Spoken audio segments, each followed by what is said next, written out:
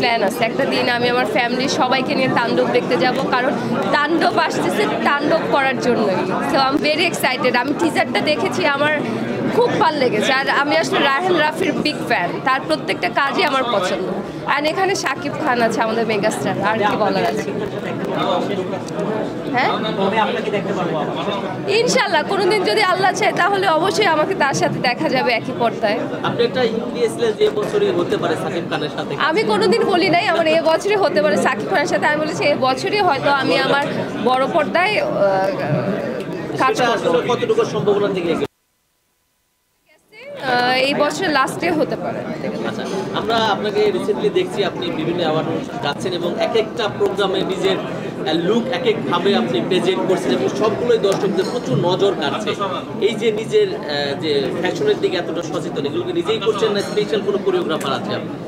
আমার কোরিওগ্রাফার আছে, বাট আমি আমার স্টাইলিং সবসময় নিজে করতে স্বাচ্ছন্দ্য বোধ করি। আমি সবসময় নিজের কাপড় পরি, মানে আমার ভালো লাগে যে এরকম কাপড় পরতে, আমি সেরকমই কাপড় পরে। আসলে এটা কে কীভাবে ক্যারি করতে পারে সেটার উপর ডিপেন্ড করে। আমি শাড়িতেও ক্যারি করতে পারি নিজেকে, আমি ওয়েস্টার্নেও ক্যারি করতে পারি, আমি সব ধরনের পোশাক আসলে নিজেকে ক্যারি করতে পারি। আমার কাছে মনে হয় এই কারণে আমি এক এক টাইমে এক একটা লুকে আসি। একটা প্রোগ্রামে অ্যাটেন্ড করার সময় ফ্যাশনের ক্ষেত্রে আসছি আমি, বিকজ আমি শুটিং থেকে আসছি, আমি এখান থেকে আবার শুটিংয়েই যাব। তো তাড়াহুড়ার মধ্যে আসলে তেমন রেডিও হতে পারিনি। আমরা আপনাকে বলতে শুনেছিলাম আপনি ঘড়ি খুব পছন্দ করেন এবং অনেক দামি দামি ঘড়ি কালেকশন আপনার কাছে আছে, এবং আজকে একটি ঘড়ি পরে এসেছেন খুব চমৎকার। ঘড়িটি কোথায় থেকে নেওয়া বা কেমন প্রাইজে নেওয়া? আমি ঘড়ি খুব পছন্দ করি, আমার আসলে ওয়াচ খুব ভালো লাগে, মানে এক একজনের এক একটা ফ্যাসিনেশন থাকে। তো আমার ওয়াচ খুব পছন্দ, কিন্তু আমার অনেক কালেকশন যে আছে ওয়াচের, এটা ভুল। দামি দামি এত টাকা আমি পাবো কোথায় যে আমি এত দামি দামি ওয়াচ এক টাকা দিয়ে কেনা। তো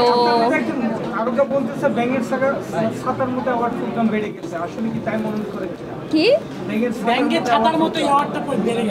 এটা একটা ঠিক, আসলে অ্যাওয়ার্ড প্রোগ্রাম এখন আসলে অনেক বেশি বেড়ে গেছে, এখন প্রত্যেক দিনই অ্যাওয়ার্ড শো হয়।